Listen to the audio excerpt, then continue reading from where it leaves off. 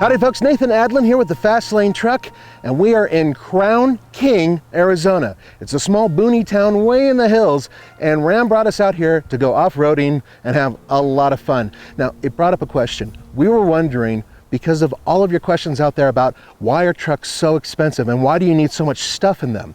Well, that's a really good question. So what we decided to do is drive the 2016 Ram Power Wagon and the 2016 Ram Rebel. Here's the thing. That's 58,000 and that's around 52,000. And the question is, how much truck is enough? How much is enough off-road? And all that's coming up next.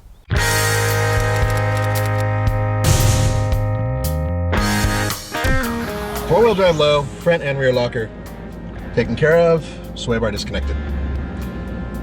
Four-wheel drive low, obviously.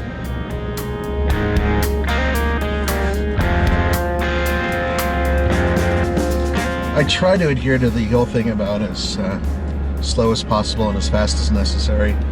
Or is it as fast as possible and as slow as necessary? I think I'm the latter. But in a vehicle like this, it really doesn't matter that much. I wouldn't say it takes the fun out of it. Just the idea that you can go over pretty much any obstacle and that... There we go, a little bit to the right. Sorry, lost some traction there. Yay!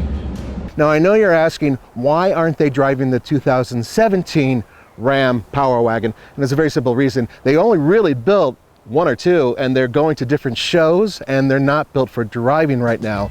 Those vehicles will not be ready until the end of this year for us to evaluate. We want to get to them as soon as we can, but in the meantime, this is basically the same vehicle under the skin.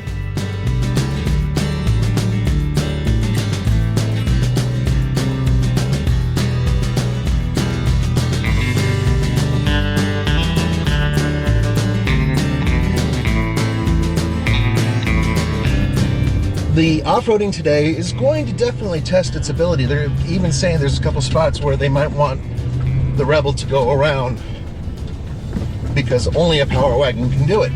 And that's what separates the men from the boys, many of you would say. Ram Rebel is basically a first step 4x4 package that gives you a little bit more garnish. That's one way to look at it. The one I'm driving now is almost completely loaded up. The only things it doesn't have the sunroof, and it doesn't have the Ram box. And actually, those are probably two things I would get.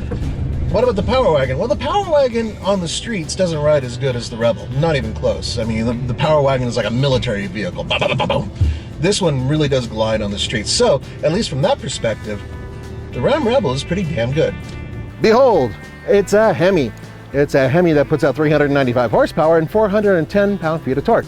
And it's hooked up to an 8-speed automatic transmission that, in this case, feeds all four wheels. Yes, it's four-wheel drive.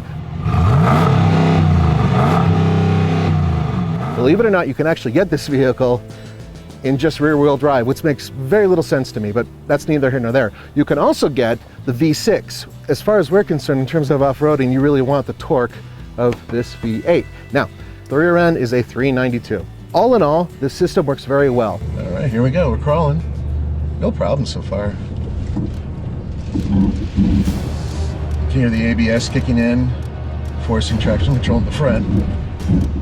It's not quite a locker, but it's working.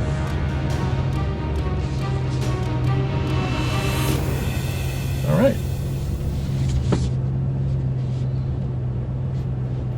All right, thank you. Sweet. Piece of cake.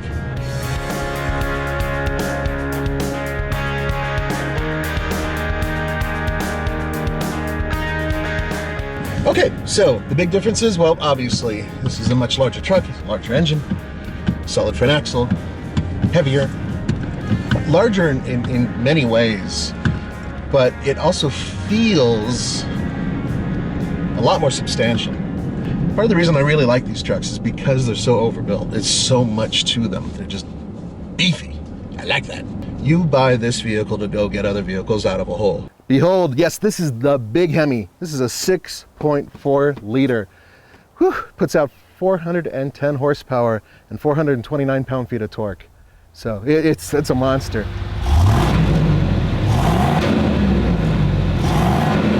Also has cylinder deactivation. Now it is hooked up to 410 gears and a 6-speed automatic transmission, obviously feeding all 4 wheels.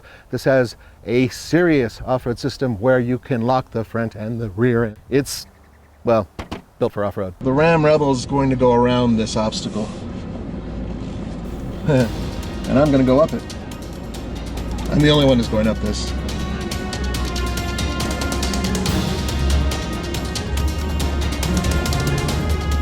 I'm in 4 low. Everything's locked. I'm watching her. Oh, Nina's a hell of a good trail guide too.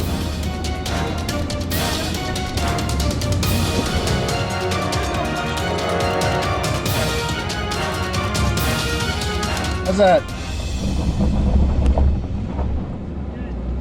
No lockers, huh? I'm a man. That's how I do it. Show up. All right, easy enough. No lockers. No lockers. Wow. So that was all the guide, the spotter. You're not going to give me any credit, are you? Not even a little.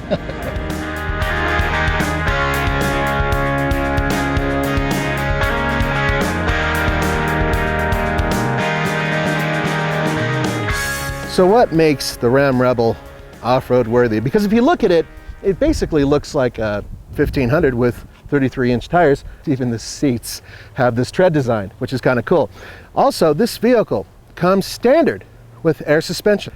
With the skid plates and the fact that it sits a little bit higher, and it can sit a lot higher if you adjust it, and the fact that you have a 392 rear end, it works brilliantly off-road as a 1500 that frankly performs better than most regular 1500 four-wheel drive trucks. There you go. Now it's going wide.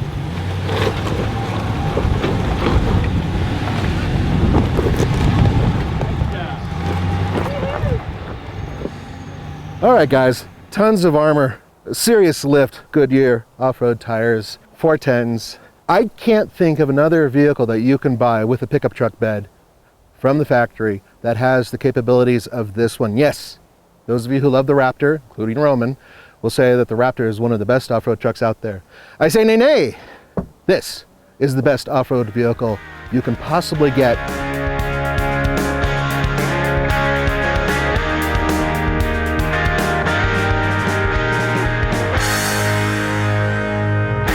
All right, so you would think the obvious decision, especially after being off-road and just going over some beautiful trails, would be the Ram Power Wagon. It's one of my dream trucks, but the answer is no. If I was given 50 grand, give or take, and told, hey, you need to live with this vehicle, you need to drive your kids to school, you need to pick up groceries, you got to do everything with it, and you have to enjoy it off-road, I'd take that.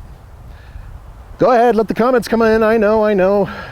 What type of guy am I? Doesn't want the big Power Wagon. Look, guys, it's a question of propriety. And this vehicle, for a guy who lives in the city and tries to go off-roading as much as he can, works better than a vehicle like this, which is seriously built for off-roading, but it's not that comfortable on the road. I don't know if you agree with me. Let us know in the comments below. For the Fast Lane Truck, this is Nathan Adlin, and my buddy behind the camera, sweating because we're in Arizona, Andre. Thanks, guys. We'll see you later. Howdy, folks. Nathan Adlin here with Andre Smirnov. TFL Truck is bringing you something really cool, the top 5 off-road vehicles from the factory. That's right. You can walk into your dealership and get these trucks, and they're ready to go off-road. That's right. Now, we're not talking about just, slamming on a set of larger tires. We're talking about some comprehensive upgrades to make these vehicles very good off-road, and we've had an opportunity to drive them all. Absolutely. And number 5 is the Chevy Colorado with the Trail Bobcat.